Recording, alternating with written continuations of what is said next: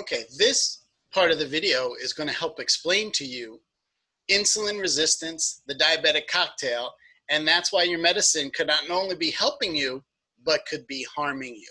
When we eat, our pancreas secretes insulin. It's supposed to do that. There are some people who are type 1 diabetics, their pancreas does not secrete insulin. This is not what we're talking about. You eat, the insulin attaches to the glucose, this molecule right here.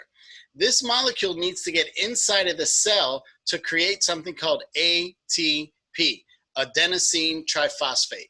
Don't worry about that, just think energy. So this molecule gets into the cell, it creates energy, and if you're not diabetic, you just move about your day because it's not a problem.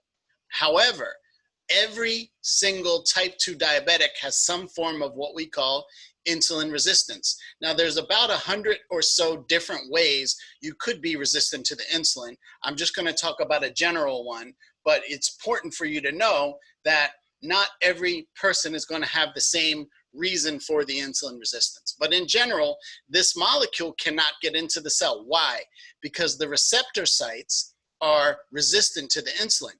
Just think about it like you had a key, but you had a key, it was not the right lock. So even though you have a key, you can't get in because it's the wrong receptor, okay? So this molecule can't get in because of the insulin resistance. And so it's kind of like going into any major big city Monday through Friday at about 9 in the morning. There's a lot of cars, a lot of traffic, so it creates a backup. So this molecule backs back up into the artery. So when you take your blood sugar, if the glucose is more in the artery, then your blood sugar is gonna be higher. That's blood sugar. That's 1/3 of the diabetic cocktail. The second part, your artery, think of it like a tunnel, and a tunnel that has liquid. So in the artery, its blood is the liquid. So if there's a bunch more gunk in the tunnel, is it going to take more or less pressure to push the liquid through? More.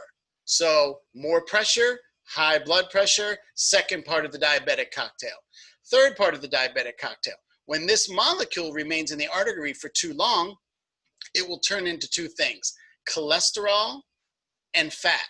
Forget about the fat for a second, but the cholesterol, if your cholesterol gets too high, what are they going to give you? A statin to decrease your cholesterol.